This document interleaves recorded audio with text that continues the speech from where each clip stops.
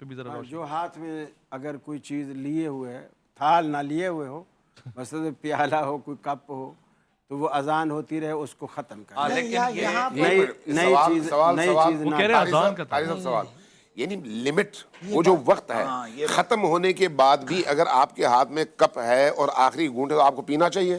اصل میں وقت تو دیکھیے، سوال یہ ہے کہ اب یہ دیکھنا پڑے گا وہ اذان وقت سے پہلے دے رہا ہے، وقت کے بعد بات اذان کی نہیں ہے نا، پہلے بھی بات ہو گئی نا کہ اذان معیار نہیں ہے، یہ معیار وہ وقت ہے۔ پہلے بحث کر چکے، یہ سنن نسائی میں یہ روایت ہے کہ اگر کوئی چیز ہاتھ میں تو لیے بیٹھا ہے اور پھر اذان ہو گئی ہے تو اسے پورا کر لے، نئی چیز کا آغاز۔ یہاں ایسا ہے کہ دیکھیں ہمارے ہاں یہ کہ اگر وقت ختم ہو گیا، اذان ہوئی یا نہیں ہوئی، اب یہ کھائے گا تو روزہ نہیں ہوگا۔ یہ جس روایت کی طرف اشارہ کر رہے ہیں، اس زمانے میں 2 اذانیں ہوتی تھی، روایات موجود ہے۔ ایک اذان ہوتی تھی تہجد کی، ایک اذان ہوتی تھی بعد میں۔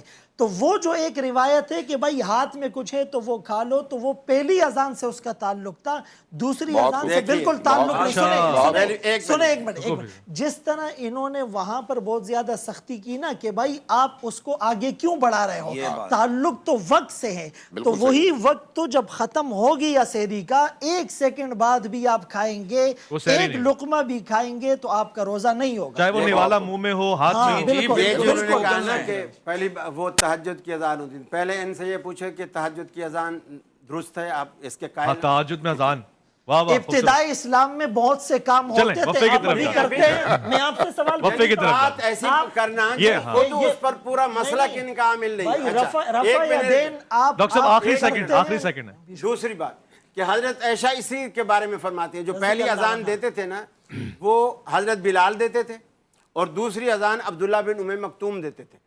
دوسری اذان کی اور پہلی اذان کے درمیان فرق کتنا ہے، جس کو یہ تہجد کی اذان کہہ رہے ہیں؟ وہ کہہ رہے ہیں کہ بلال اترتے تھے اور عبداللہ بن ام مکتوم چڑھتے تھے، تو پھر بھی تو 2 اذانیں تو ہوئی نا۔